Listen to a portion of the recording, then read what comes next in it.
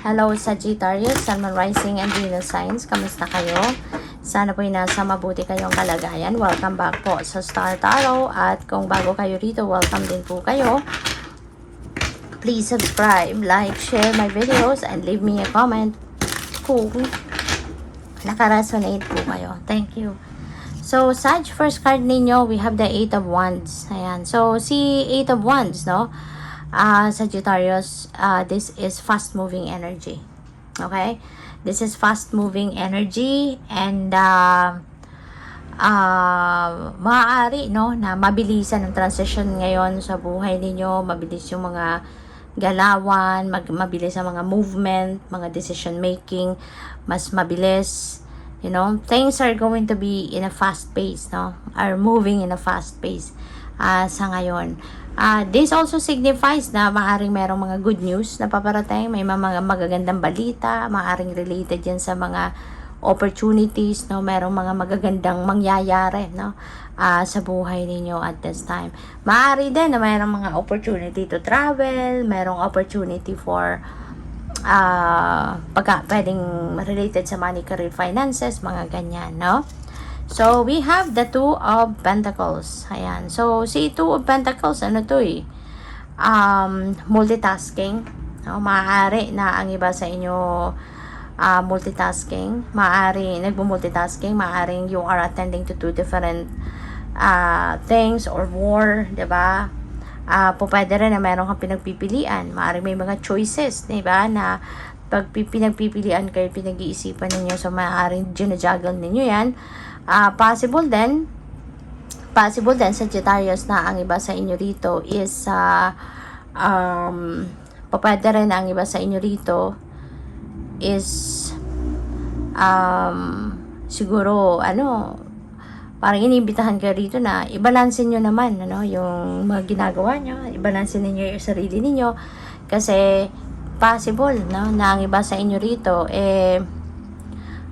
possible ng iba sa inyo rito may mga bagay na nakakaligtaan na, may mga bagay na hindi na nagagawa, hindi na napapansin, yung gano'n. And that may and that when that happens, that may cause imbalance, no? At kapag may imbalance, doon nagkakaroon ng problema 'di ba? So what else? We have the 5 of Swords. Si 5 of Swords, this is about siguro there could be wrong decision dito Sagittarius na maaaring nagawa kayo, pwedeng ganun, maaaring pinagsisisihan ninyo yan. Pwede rin na merong conflict dito with another person, pwedeng may conflict ka with someone or with some people around you, pwedeng may ganun. So, it could be family situation, pwedeng work situation, may discussion, may hindi kayo napagkasunduan, ganyan. So, by the way, maraming salamat for subscribing, and if you haven't subscribed yet, subscribe na kayo. And also, maraming salamat din for not skipping the ads. Malaking bagay po yun sa akin. And also, please click the join button sa baba ng video kung gusto po ninyo na mag-join kayo sa membership. So, we have Creator Fire. Ayan. So, dito sa Creator Fire, this is about determination, passion, diba? So, siguro ngayon, kung ano man yung naiisip ninyong gawin, kung ano man ang opportunity na maaring you're going to take advantage of sa ngayon, magtutuloy-tuloy ito. Kapag sinimulan mo yan gawin, magtutuloy-tuloy ito hanggang sa mapagtagumpayan mo. Yung excitement nandiyan dyan, yung adrenaline mataas, yung determination nandiyan dyan. As in, you will be very passionate about it, no? And determined, no? Your eye will be on the prize talaga dito, kaya go for it. Walang dito, walang hindi mo pagtatagumpayan, no? So, we have fill your cup with sacred giggles. Importante yan, no? Importante yan na minsan tumawa ka naman, minsan ngumiti ka naman, 'di ba? Despite sa lahat ng kabisihan na pinagdadaanan, problema na pinagdadaanan kung mayroon man, wag nating aalisin yung pagtawa at pagngiti. Kasi kailangan may balance Hindi po pwedeng nakabusango tayo. Mas lalo tayong mag-a-attract ng negative energy niyan. Diba? Kailangan, no? Kahit may pinagdadaan ng mahirap or mabigat, we need to still embrace yung pagiging masayahin pa rin. Diba? Para may balanse at makakagaan-gaan din yun ang pakiramdam. Mas magiging mabilis kang makapag-isip niya ng solusyon sa mga problema. 'Di ba? Kung kahit papaano pinapagaan mo din yung pakiramdam mo. Nangingiti-ngiti ka pa rin, nakakatawa ka pa rin, yung ganon. So, we have stop, drop, and ground. Ayan. So, kasi baka super busy ka. Multitasking ka eh. Kaya, maaaring kailangan mo muna to. Ground yourself. Isang tabi mo muna kung ano yung ginagawa mo. At tutigil ka muna at isang tabi mong ginagawa mo and ground yourself. Kailangan mo muna na magpahinga.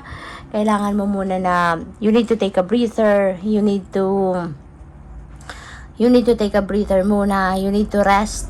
Kumbaga, at mag-ano ka muna. Magnilay-nilay, magmuni-muni. 'Di ba? You need to do some kind of retreat. Yung ganon. Time out muna. No, yun ang kailangan mong gawin. At makakatulong yan na mag-ground mo yung sarili mo, mabalik mo sa sentro yung sarili mo, mabalik mo sa balanse ang sarili mo, yung ganon. So, we have success in transformation. Kung ano man ang mga pagbabago na gagawin mo sa ngayon, that is definitely going to bring you success. Merong tagumpay, no? Merong tagumpay dito na mangyayari it's either yung mga pagbabagong ito, yung mapagtatagumpayan mo, ang mga gagawin mong changes, ang mapagtatagumpayan mo, or yung dahil sa mga pagbabagong ito na gagawin mo, doon ka magsisimulang magtagumpay. So, pwedeng ganun ang ganap dito for some of you. Kaya, go for it. Kung ano man itong iniisip mo, as long as alam mo na you're going to be successful sa bagay na to, huwag mong pigilan, go for it. So, what else? We have fall in love with your own story. Kasi, maaari na meron kang ibang mga kwento, chismis, no, na pwedeng naririnig. Maaaring some people are feeding you chismis. So, instead na yan ang pagtuunan mo ng pansin, mas pagtuunan mo ng pansin yung sarili mo. Focus on yourself. Focus on what you are doing. Focus on your goals. 'Di ba? At mas magtiwala ka sa kung ano yung naririnig mo from yourself, from your intuition, rather than kung ano yung mga sinasabi sa'yo ng mga marites or marisol sa paligid mo. Diba? Kasi, pwedeng merong mga nagchichismis sa'yo dito, or merong naninira. Diba? Tapos sasabihin sa'yo, madadamay ka sa kadramahan nila. Pwedeng ganun ang sitwasyon dyan. Kaya, as much as possible, deadma, no? And focus on yourself. So, good luck. Thank you for watching. Love and light. Namaste.